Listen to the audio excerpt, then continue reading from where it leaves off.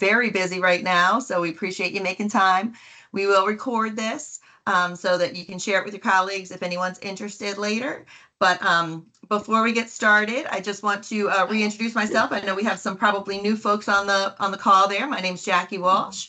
I work with EdPrep along with Jessica McLeese here, our fearless team here.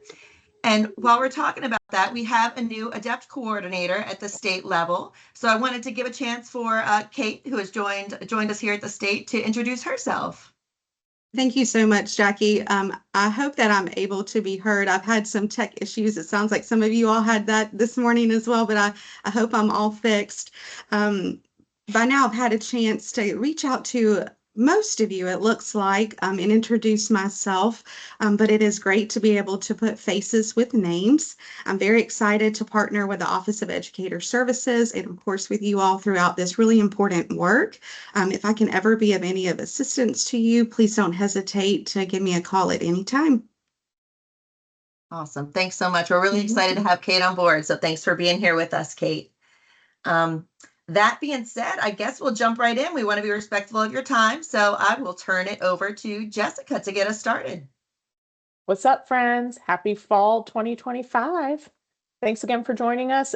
We kind of have a few announcements, and by few, I'm being sarcastic, as like 8 announcements are coming your way.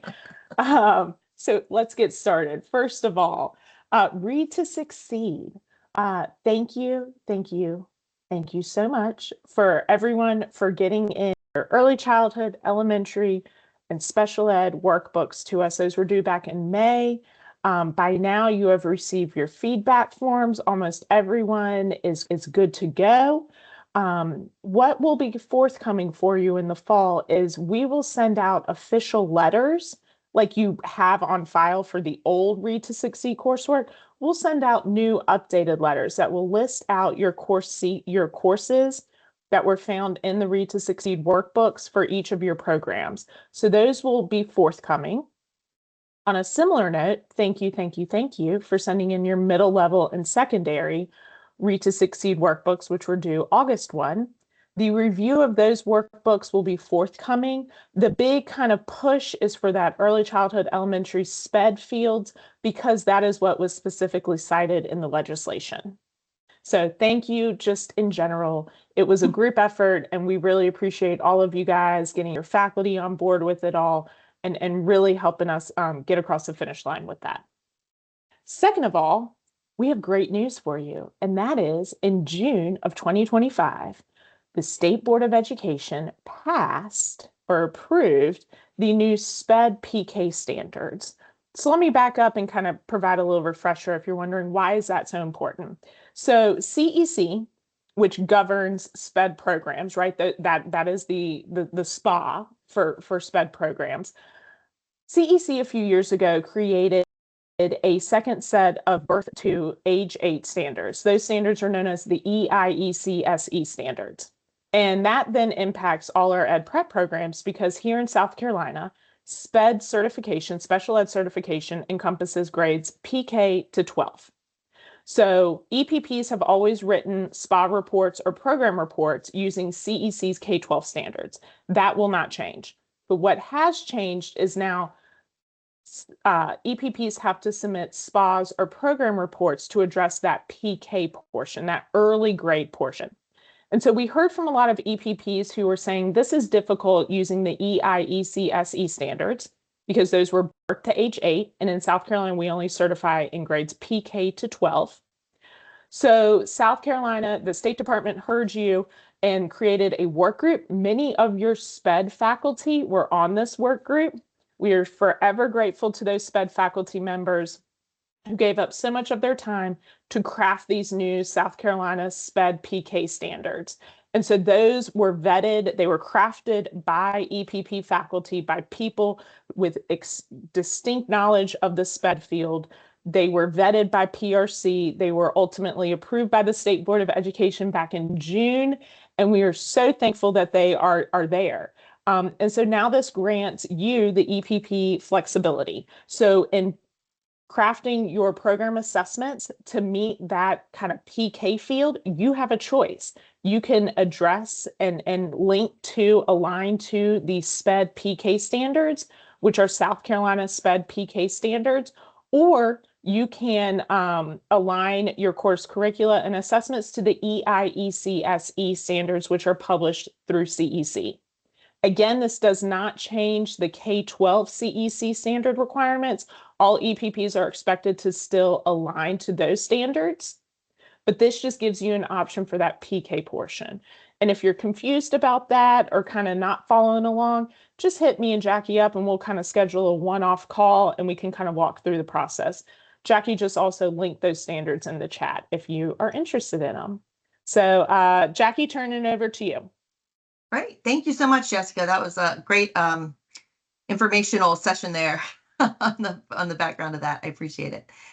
We also wanted to give you all a reminder of the memos that went out on June 24th. During the 24-25 legislative session, the South Carolina General Assembly approved amendments to State Board Regulation 4364, certification requirements at the advanced level. So the first that we'll talk about is for schools counselor. The South Carolina Department of Education previously issued certification for school counselor in either elementary or secondary grade spans. But amendments to this regulation transition school counselor certification from elementary and secondary grade spans to the full PK-12 grade span. We expect this to be a fairly easy lift since you all are already approved by KCREP, or accredited through KCREP, and that requires EPPs to be able to offer certification in that preparation grade span. So moving forward, we will accept those certifications in PK-12. Please ensure that your candidates are getting those internships or whatever kind of coursework is necessary to qualify for that grade span. The second program impacted by that is for principal programs. The amendments also transition school principal certification from elementary and secondary grade spans to the PK-12 grade span. So to document that preparation, programs to make sure that everyone's consistent with the amended regulation, we've asked providers to submit a leadership program assurances form aligning with the revised grade span. Providers are encouraged to submit these assurances as soon as possible, but no later than February 1st of 2026. Once we have received and acknowledged any programmatic changes and your institution has implemented these updates, you can recommend successful program completers for certification in the field of of school principal PK-12 moving forward. And that form you will find embedded in the amended principal certification memo that went out to deans, and we'll drop that there in the link, in the chat as well.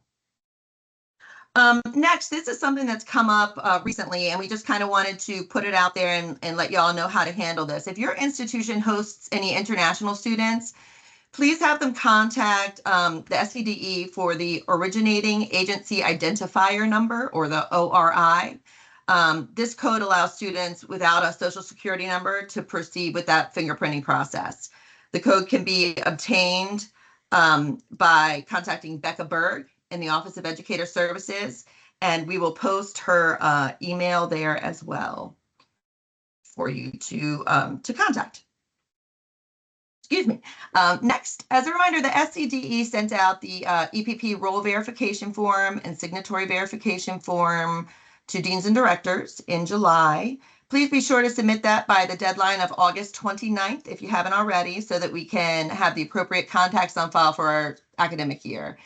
If you are not a dean or director and you want to ensure that you continue to be on this office hours invitation, please remind your dean or director to include your name at the end of that form, or reach out to Jess and I specifically to make sure that you're added to that form after the due date, because we create that brand new form then. So we'd love to have you coming back. And additionally, if you realize that you haven't gotten that update, feel free to reach out, share the link with your colleagues. We'd love to have as many folks as can join us here. We also sent out a request for PRC membership. The Professional Review Committee, or the PRC, is seeking nominations for representatives from private and public institutions to serve on the committee for a 3-year staggered term, which will begin in January. The PRC is authorized by the State Board of Education and is responsible for reviewing providers and programs and recommending policies regarding educator preparation to the state board. So to be considered, if you're interested for PRC membership, you must either serve as the Dean or Director of Teacher Education or be recommended by a Dean or Director of Teacher Education. If you're interested in serving, please submit the PRC application by Wednesday, September 5th. And we will be happy to get that. It's a great opportunity if y'all are interested. I will turn it back over to Jessica. Thanks, friends. I know we've had a lot. Here are two more, and then I promise we'll be done. Last two announcements. Jackie, real fast. PRC nomination due September 5th or September 3? Probably the 3rd. Sorry, that's probably my mistake. Whatever that Wednesday is when it is due, because we need to post them by September Friday. 3. No worries. September 3. Look, thank you for correcting me. Earlier today, I thought it was Monday for some reason, and I don't know who would want to go back to Monday, so no worries. All right, Jessica, we just lost your sound. Hello? All right, so PRC is nominations due September 3. All right, friends, last two announcements. The Ed Prep team here at the State Department is looking for any new or any people willing to come work alongside us. We would love to have some new people. And so if you are interested or know anybody who might be interested, please feel free to share. Who I think we're a great team. I think our office is pretty great too. I think what we're doing is awesome to hopefully help educators in our state.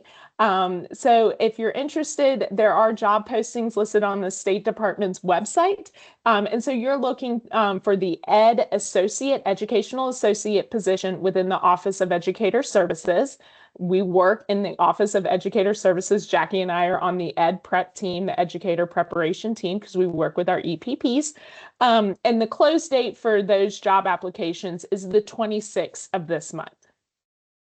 Very lastly, our September office hours fall on September 18, which is also the date of CapeCon. So Jackie and I are going to push office hours to the 4th Thursday of the month. That would mean it falls on September 25.